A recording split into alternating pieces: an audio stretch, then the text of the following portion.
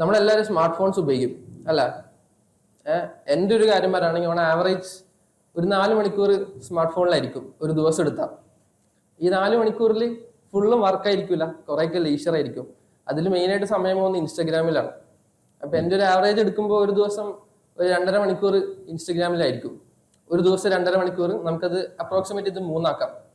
അപ്പോൾ ഒരാഴ്ച ആകുമ്പോഴോ 7 × 3 21 മണിക്കൂർ അപ്രോക്സിമേറ്റ് ചെയ്താൽ ഒരാഴ്ചയിൽ ഒരു ദിവസം ഞാൻ ഇൻസ്റ്റഗ്രാമിലാണ്. ഇത് എൻ്റെ മാത്രം പ്രശ്നമാണോ എന്ന് എനിക്ക് തോന്നുന്നില്ല, മിക്ക യൂത്തിൻ്റെയും പ്രശ്നമായിരിക്കും. അപ്പോൾ ഒരാഴ്ച ഒരു ദിവസം റീലില്, ഒരു മാസം 4 ദിവസം റീലിലാണ്. ഈ 4 ദിവസം ഞാൻ വേറെ എന്തെങ്കിലും ചെയ്ത് കഴിഞ്ഞാൽ, ഇപ്പൊ സാറ് വന്നോളം ഞാൻ ഫോട്ടോ എടുത്തു കഴിഞ്ഞാൽ ഒരു വർഷം കൊണ്ട് ഞാൻ ചിലപ്പോൾ ഒരു ഫോട്ടോഗ്രാഫർ ആവുമായിരിക്കാം. അല്ലെങ്കിൽ ഞാൻ പടം വരച്ചാൽ എൻ്റെ ആ സ്കില്ല് ഇമ്പ്രൂവ് ആയിരിക്കും. ഇനി ഒട്ടും കഴിവില്ലാത്ത പാട്ട് പാടിയാൽ എൻ്റെ ആ സ്കില്ല് ഇമ്പ്രൂവ് ആയിരിക്കും. അപ്പൊ ഈ റീല് കാണുന്ന അല്ലെങ്കിൽ ഇൻസ്റ്റഗ്രാം യൂസ് ചെയ്യുന്നത് ഒരു ബാഡ് ഹാബിറ്റ് ആണോ ഗുഡ് ഹാബിറ്റ് ആണോ എനിക്ക് അറിഞ്ഞൂടാ. ബട്ട് റീല് കണ്ടത് കൊണ്ട് എൻ്റെ ലൈഫിൽ ഉണ്ടായ ചേഞ്ചിനെ പറ്റിയാണ് ഞാൻ ഇപ്പോൾ സംസാരിക്കാൻ പോകുന്നത്.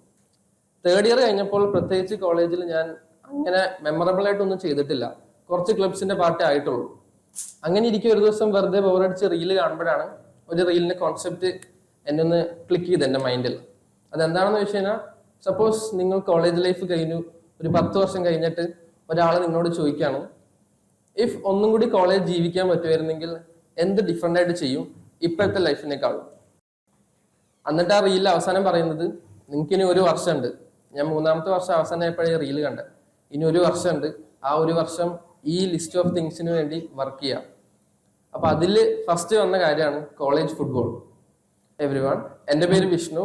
ഞാൻ 4th year mechanical engineering student ആണ് TKM കോളേജ് ഓഫ് എഞ്ചിനീയറിംഗിൽ. ഞാനിന്ന് സംസാരിക്കാൻ പോകുന്നത് my journey as A football player. Journey എന്ന് പറയുമ്പോൾ എപ്പോഴും അതിനൊരു തുടക്കമുണ്ട്. എൻ്റെ തുടക്കം കോളേജിലല്ല, ഫുട്ബോളിന്റെ തുടക്കം. അത് പണ്ട് കൊച്ചിലെ വൺസ് അപ്പോൺ എ ടൈം എന്ന് പറയുന്നില്ല, ഒരു 14 വർഷം മുന്നേ 3ാം ക്ലാസ്സിൽ പഠിക്കുമ്പോഴാണ്. ചേട്ടന്മാര് ഫുട്ബോൾ കളിക്കുന്നുണ്ട്, ഇൻസ്പയർഡ് ആയിട്ട് സാറിൻ്റെ അടുത്ത് പോയി ബോൾ ചോദിച്ചു PT പീരീഡ് കളിക്കാൻ. സാറ് പറഞ്ഞു, 3ാം ക്ലാസ് പിള്ളേർക്കൊന്നും ബോൾ തരില്ല, നമ്മൾ ആഗ്രഹം കിട്ടില്ല. ഞാൻ എൻ്റെ ഫ്രണ്ട്സും ആ ഗ്രൗണ്ടിൽ കിടന്നിട്ട് മിനറൽ വാട്ടറിന്റെ ബോട്ടിലും അതിനകത്ത് കുറച്ച് മണ്ണും കുറച്ച് കല്ലും നിറച്ചിട്ട് അത് ബോളാക്കി കളി തുടങ്ങി. പ്രൊഫഷണലിസം ഒന്നുമില്ല, ആരെങ്കിലും അടിക്കും, അതിന്റെ പുറകെ എല്ലാവരും ഓടും, ആരുടെയും കാലത്തെട്ടി ഗോൾ കയറും. അങ്ങനെ ഇരിക്കെ ആഗ്രഹം മൂത്ത് ഒരു 6ാം ക്ലാസ് ആയപ്പോഴത്തേക്ക് എൻ്റെ ഫ്രണ്ട്സും നമ്മളൊക്കെ തീരുമാനിച്ചു ഒരു അക്കാഡമിയിൽ ജോയിൻ ചെയ്യാം, കുറച്ചും കൂടി പ്രൊഫഷണൽ ആവാം. അപ്പോൾ സ്കൂളിൽ നിന്നൊരു 20 കിലോമീറ്റർ ദൂരെയായിരുന്നു എൻ്റെ വീട്. ബട്ട് ബാക്കി എല്ലാ ഫ്രണ്ട്സൊക്കെ അടുത്ത് തന്നെയായിരുന്നു. അവരെല്ലാവരും ഫ്രണ്ട് ഗ്രൂപ്പായിട്ട് തന്നെ അടുത്തുള്ള അക്കാഡമി ചേർന്നു. അപ്പൊ എനിക്കത് പറ്റില്ലല്ലോ. പിന്നെ വീട്ടിൻ്റെ അടുത്ത് നോക്കി അങ്ങനെ സലീം ബ്രദേഴ്സ് എന്നൊരു അക്കാഡമി കണ്ടു. അത്ര ഫേമസ് അക്കാഡമി ഒന്നും അല്ല, ബട്ട് ഞാൻ അവിടെ ജോയിൻ ചെയ്തു. ദൈവം സഹായിച്ചിട്ട് എൻ്റെ കാലിൽ അല്ലെങ്കിൽ എൻ്റെ ഉള്ളിൽ ഫുട്ബോളിൻ്റെ ഒരു അംശം ഉണ്ടായിരുന്നു. ഫാമിലിയിൽ ആരും അങ്ങനെ കളിക്കില്ല, ബട്ട് അവിടെ ചെന്നപ്പോൾ ജസ്റ്റ് പാസ് ചെയ്യാനും കുറച്ച് ട്രിബിളിങ്ങും മാത്രം അറിയാവുന്ന ഞാൻ പെട്ടെന്ന് കാര്യങ്ങൾ പഠിച്ചെടുത്തു. ആസ് എ ബിഗിനർ എൻ്റെ കയ്യിൽ അത്യാവശ്യം സ്റ്റഫ് ഉണ്ടായിരുന്നു when it comes to football. So പഠിച്ച് ആ അക്കാഡമിയിൽ തന്നെ കുറച്ച് നന്നായിട്ട് കളിക്കുന്നവരിൽ ഒരാളാവാൻ പറ്റി. കോച്ചിന്റെ സജഷൻ പ്രകാരം സെലക്ഷൻസിൽ ഇറങ്ങാൻ തുടങ്ങി. എല്ലാ സെലക്ഷൻസും അങ്ങനെ പറയത്തക്കവണ്ണം ഇമ്പോർട്ടൻ്റ് അല്ല, ബട്ട് പറയാനുള്ളത് under 14 Trivandrum district football team selection ഉണ്ടായിരുന്നു. അപ്പൊ അന്ന് ഞാൻ 9ാം ക്ലാസ്സിലാണ്. അപ്പൊ അവിടെ ചെന്നു. അതിലൊരു എൻ്റെ മാച്ചിന്റെ എക്സ്പീരിയൻസ് ഓവറായിട്ട് ഷെയർ ചെയ്യുന്നില്ല, ബട്ട് എനിക്ക് അധികം ബോളൊന്നും കിട്ടില്ല. കാരണം സെലക്ഷൻസിലാകുമ്പോൾ എല്ലാവരും അവരുടെ കഴിവ് കാണിക്കാനേ നോക്കൂ, ബോൾ തരാൻ നോക്കില്ല. അപ്പൊ എനിക്ക് എങ്ങനെ ഒരു ബോൾ കിട്ടി, ഞാനും അതേപോലെ തന്നെ കഴിവ് കാണിക്കാൻ നോക്കി. ഒരു ഡിഫൻഡർ ട്രിബിൾ ചെയ്തു, പോസ്റ്റിലേക്ക് അടിച്ചു. ലെഫ്റ്റ് കാല് വെച്ച് അടിച്ച് എനിക്ക് ലെഫ്റ്റ് ഫോർവേഡ് പൊസിഷൻ ആയിരുന്നു കിട്ടിയത്. ഗോളായില്ല, ബട്ട് ഉടനെ സെലക്ടർ വിളിച്ചിട്ട് എൻ്റെ പേരും ഡീറ്റെയിൽസും ചോദിച്ചു. അത് കഴിഞ്ഞ് ലിസ്റ്റ് വെച്ചപ്പോൾ ഞാൻ ഉണ്ടായിരുന്നു. പിന്നെ ഒരു 20 ദിവസം ഇതിന്റെ ക്യാമ്പായിരുന്നു. അപ്പോൾ സ്കൂളിൽ 9th എക്സാംസിന് സമയമായതുകൊണ്ട് എല്ലാ ദിവസവും ക്യാമ്പിൽ പോകാൻ പറ്റിയില്ല. അപ്പോൾ ഒരു 20 days ഞാൻ പോയിട്ടുണ്ട്.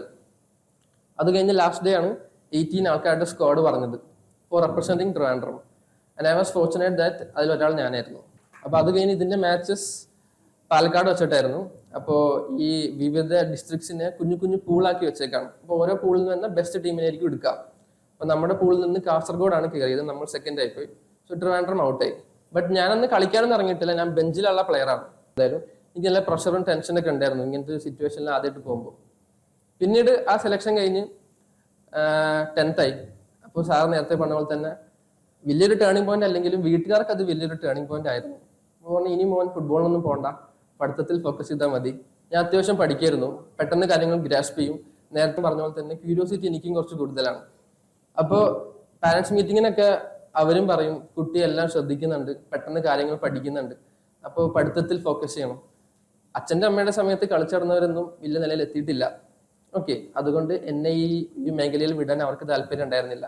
അവരുടെ കുറ്റമായിട്ട് ഞാൻ പറയുന്നില്ല, എൻ്റെ നല്ലതെന്ന് ആലോചിച്ച് അവർ ചെയ്തു, ഞാൻ എന്നെ റെസ്പെക്ട് ചെയ്യുന്നു. അങ്ങനെ 10th ആയി 93% എനിക്ക് കിട്ടി. ഫുട്ബോൾ കളിക്കാൻ പോയെങ്കിൽ കുറച്ചെങ്കിലും പറഞ്ഞേനെ. ബട്ട് എനിവേസ്, അത് കഴിഞ്ഞ് 11th വീണ്ടും ഫുട്ബോളിന്റെ ആഗ്രഹം എൻ്റെ ഉള്ളിൽ തന്നെ ഉണ്ട്. അക്കാഡമി പോകാൻ പറ്റില്ല എന്നുള്ളൂ, സ്കൂളിൽ ഫുട്ബോൾ ഉണ്ട്. എൻ്റെ അതേ ഫ്രണ്ട്സ് ഇപ്പോഴും ഉണ്ട്.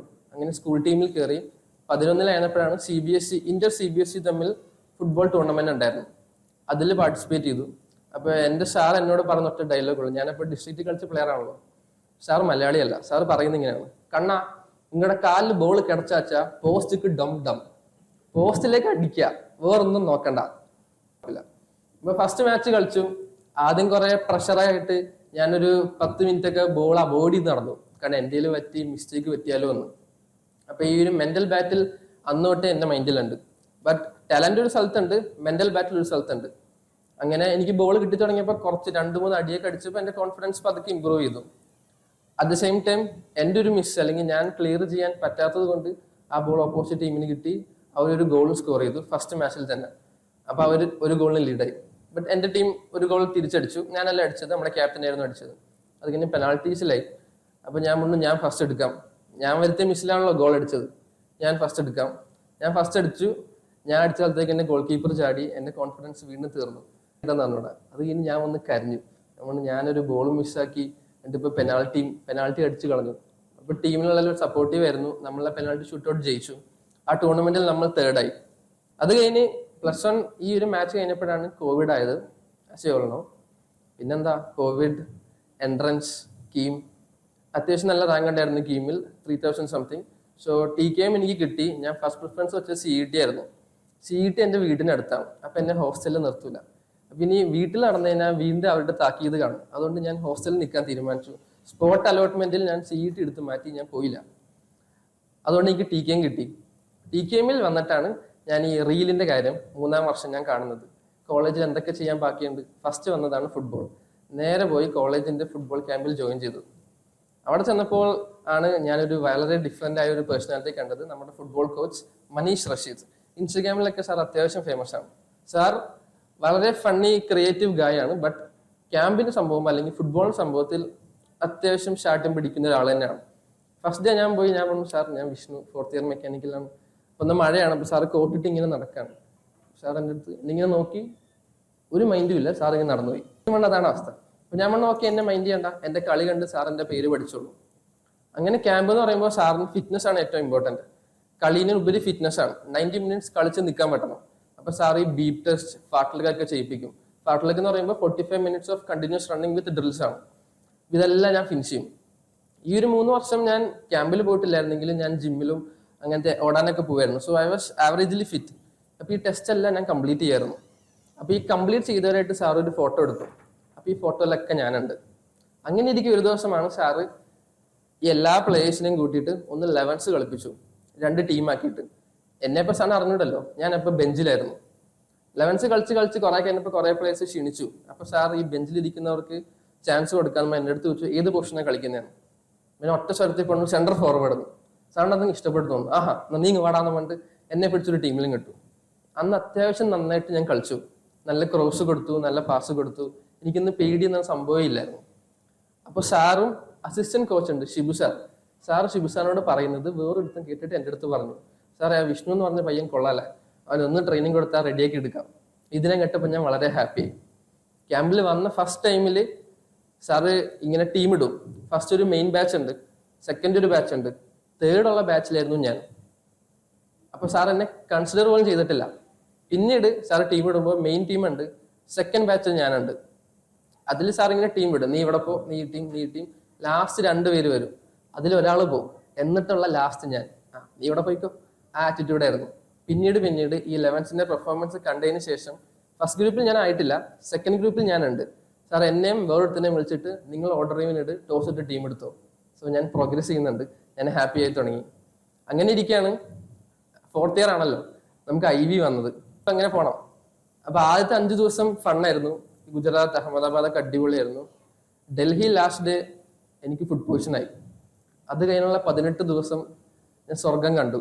ഫുഡ് പോയിസൺ ആയി, ഡ്രാസ്റ്റിക് ആയി, വോമിറ്റിംഗ്, ലൂസ് മോഷൻ, വോമിറ്റ് ചെയ്ത് ബ്ലഡ് ഞാൻ വോമിറ്റ് ചെയ്തു. അപ്പൊ കശ്മീർ പോയപ്പോഴത്തേക്ക് ഏറ്റവും കാണുന്ന ആഗ്രഹമുള്ള സ്ഥലമായിരുന്നു കശ്മീർ. അവിടെ ചെന്നപ്പോൾ 3 ദിവസം ഞാൻ റൂമിൽ തന്നെയായിരുന്നു. ലാസ്റ്റ് ഡേ പഹൽഗാം മാത്രമേ ഞാൻ കണ്ടുള്ളൂ.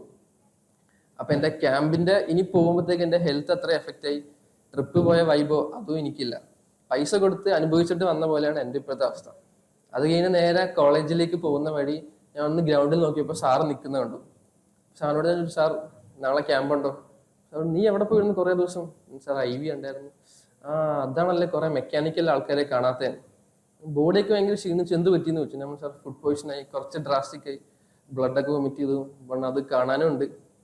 സാർ നാളെ ക്യാമ്പില്ലേന്ന് ചോദിച്ചു. കാരണം ക്യാമ്പൊക്കെ ഉണ്ട്, നീ വരുന്നുണ്ടോന്ന് ചോദിച്ചു. നമ്മൾ സാറിനെ പതുക്കെ വരാം, പതുക്കെ കളിച്ച് ലെവലാവാം. സാറ് പറഞ്ഞു ഫിറ്റായിട്ട് വന്നാൽ മതി എന്ന് പറഞ്ഞു. നമ്മൾ സാർ കുഴപ്പമില്ല ഞാൻ വരാമെന്ന് പറഞ്ഞു.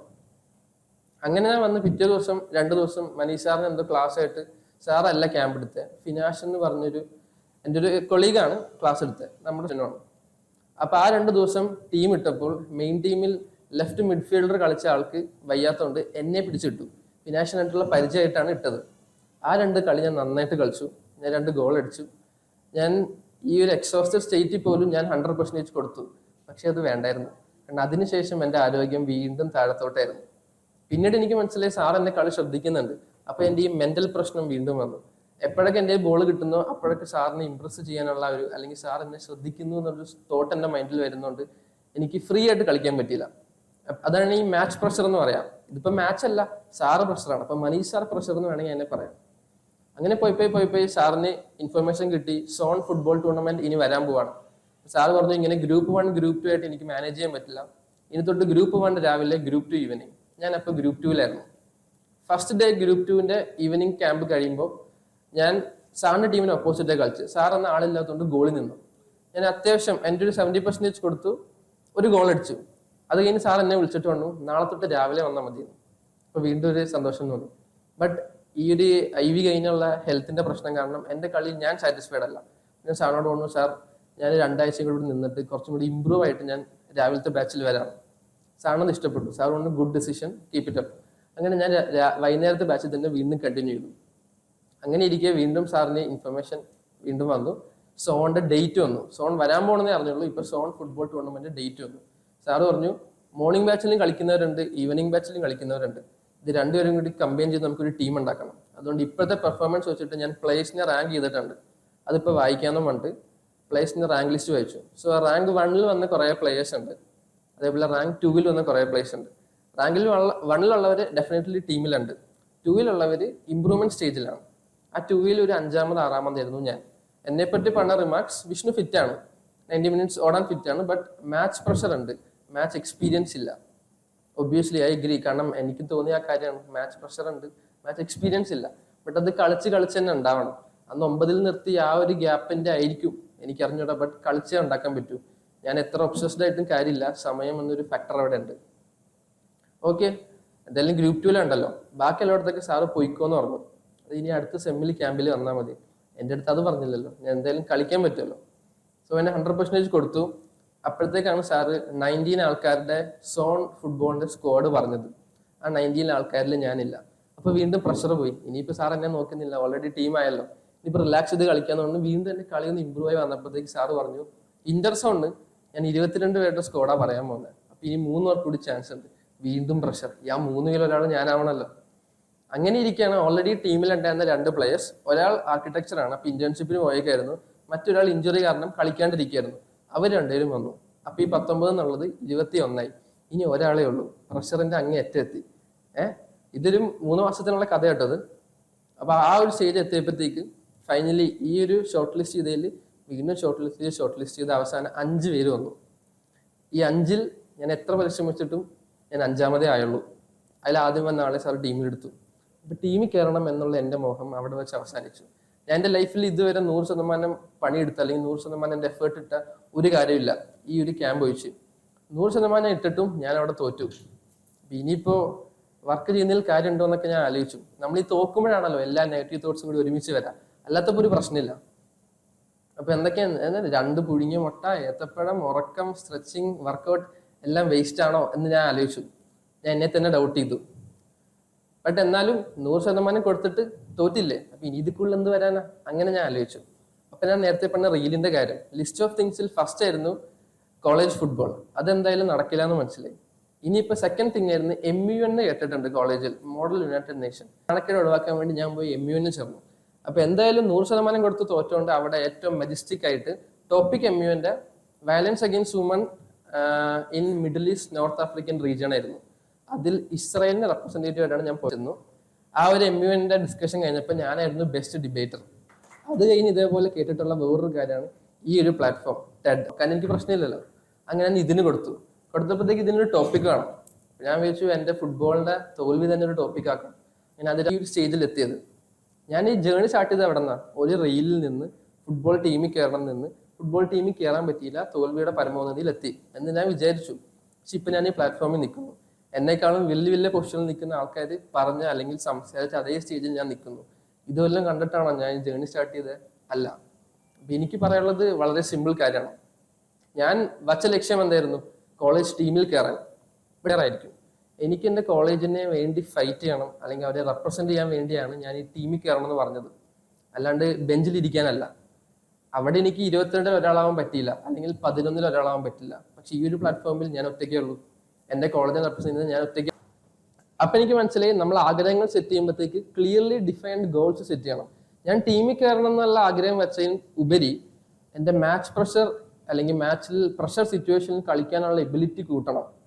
എൻ്റെ 9th സ്റ്റാൻഡേർഡിൽ ഞാൻ നിർത്തിവെച്ച കളി കൂട്ടണം എന്നുള്ള ഗോൾസ് വെച്ചിരുന്നെങ്കിൽ ടീമിൽ കിട്ടിയില്ലെങ്കിൽ ഞാൻ ഞാൻ അൺഹാപ്പി ആവൂലായിരുന്നു. ഞാൻ എൻ്റെ വർക്കിനെയും അല്ലെങ്കിൽ എൻ്റെ എബിലിറ്റീസിനെയും ഡൗട്ട് ചെയ്യില്ലായിരുന്നു. So point number 1, always set clear goals. So എപ്പോഴും നമ്മുടെ ഫോക്കസ് ഈ ഡെസ്റ്റിനേഷൻസിലായിരിക്കരുത്, ആ ഒരു ജേണിയിൽ നമുക്ക് ഉണ്ടാകുന്ന ഇമ്പ്രൂവ്മെന്റ്സ് ആണ്. സെക്കൻഡ് തിങ്, ഗോൾ സെറ്റ് ചെയ്ത് കഴിഞ്ഞാൽ അതിന് വേണ്ടി വർക്ക് ചെയ്യണം. വർക്ക് ചെയ്യുമ്പോൾ നമ്മൾ ഈ ഒരു ഗോളിന് വേണ്ടിയാണ് വർക്ക് ചെയ്യുന്നതെന്ന് പറയുമ്പോഴത്തേക്ക് അവസാനം ഈ ഗോൾ കിട്ടിയില്ലെങ്കിൽ നമ്മൾ പറയും ഈ വർക്കൊക്കെ എന്തിനായിരുന്നു. സോ നിങ്ങൾക്കൊരു കാര്യം ഇഷ്ടമാണെങ്കിൽ അതിനുവേണ്ടി സെൽഫ്ലെസ് ആയിട്ട് സർവീസ് ചെയ്യാൻ പറ്റാം. അതായത് ലക്ഷ്യങ്ങൾ നമ്മുടെ വഴിയിൽ നിന്ന് മാറിപ്പോകുമ്പോൾ വലിയ വലിയ ലക്ഷ്യങ്ങൾ നമുക്കായി കാത്തിരിപ്പുണ്ട്. പക്ഷെ അത് വീണ്ടും ഓടുന്നവർക്ക് മാത്രം. ഞാനിപ്പോൾ ടീമിൽ കിട്ടിയില്ല എന്ന് പറഞ്ഞ് MUനും ടെഡിലും പോകാണ്ടിരുന്നെങ്കിൽ ഞാൻ ഇവിടെ ഉണ്ടാവും? ഇല്ല. സോ എത്രയൊക്കെ സെറ്റ് ബാക്സ് കിട്ടിയാലും വീണ്ടും എണീറ്റ് ഓടാം. കാരണം ഈ ലോകത്തെ ഏറ്റവും അൺസർട്ടൺ ആയ ഒരു കാര്യമാണ് നമ്മുടെ ലൈഫ്. നമ്മൾ പ്ലാൻ ചെയ്യുന്ന പോലെ ചിലപ്പോൾ നടക്കണം എന്നില്ല, ബട്ട് ഇങ്ങോട്ട് കിട്ടുന്ന കാര്യങ്ങൾ ചിലപ്പോൾ വണ്ടേഴ്സ് ആയിരിക്കും. ഇത്രയും പറഞ്ഞുകൊണ്ട് ഞാൻ വാക്കുകൾ ചുരുക്കുന്നു.